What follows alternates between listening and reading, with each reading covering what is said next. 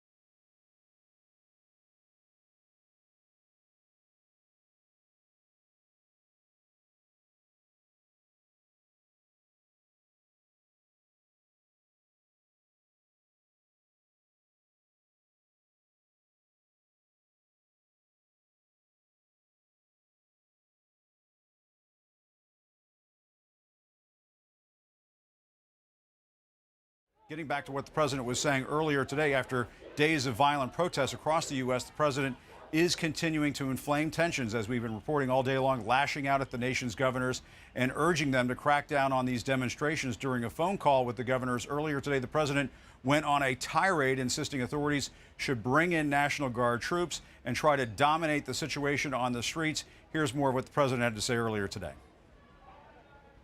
You have to dominate. If you don't dominate, you're wasting your time. They're going to run over. They're going to look like a bunch of jerks.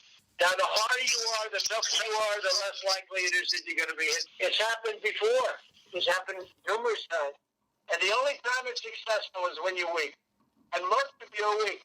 So I say that, and the word is dominate. If you don't dominate your city and your state, they're going to walk away with you. It was incredible what happened in the state of Minnesota. They were a laughing stock all over the world. They took over the police department. The police were running down the street, sirens blazing, the rest of them running. It was on camera. And then they wiped out. You probably have to build a new one, but I've never seen anything like it, and the whole world was laughing. Now, right now, you can see some of the video of the protest. To protect our great capital, Washington, D.C. What happened in this city last night was a total disgrace. As we speak, I am dispatching thousands and thousands of heavily armed soldiers, military personnel, and law enforcement officers to stop the rioting, looting, vandalism, assaults, and the wanton destruction of property. We are putting everybody on warning. Our 7 o'clock curfew will be strictly enforced. Those who threaten innocent life and property will be arrested, detained, and prosecuted to the fullest extent of the law. I want the organizers of this terror to be on notice that you will face severe criminal penalties and lengthy sentences in jail.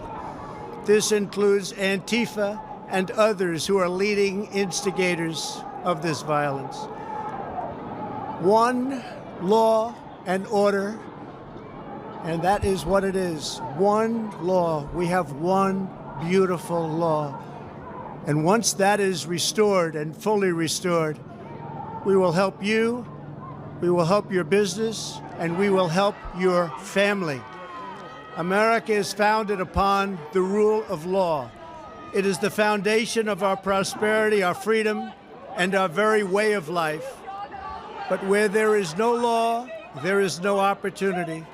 Where there is no justice, there is no liberty. Where there is no safety, there is no future. We must never give in to anger or hatred. If malice or violence reigns, then none of us is free. I take these actions today with firm resolve and with a true and passionate love for our country.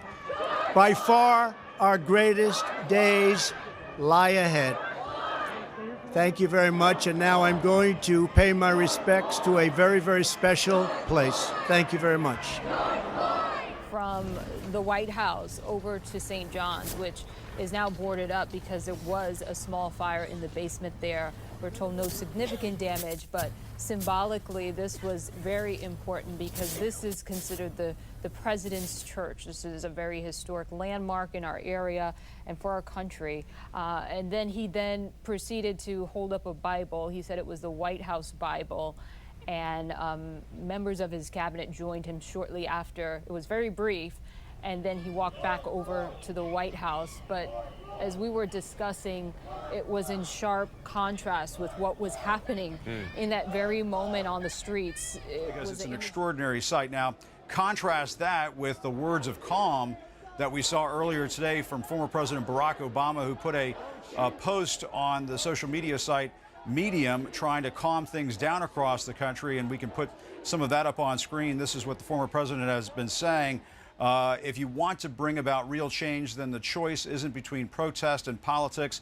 We have to do both. We have to mobilize to raise awareness, and we have to organize and cast our ballots to make sure that we elect candidates who will act on reform. If going forward we can channel our justifiable anger into peaceful, sustained, and effective action, then this moment can be a real turning point in our nation's long history to live up to our highest ideals. Wolf, those words really stand in stark contrast. President Trump, as we know, has had a conference call with governors, and some of that audio has come out, and we're using it. And in it, he says to governors, he says, you're weak. He says, many of you should be, not showing this weakness. We're laughingstocks. You need to dominate. You need to dominate.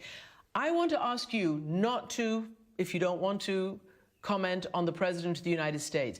But is the right direction for police today in this environment to go out and dominate and to show that they're quote unquote not weak? What should the police be doing now to calm this terrible situation?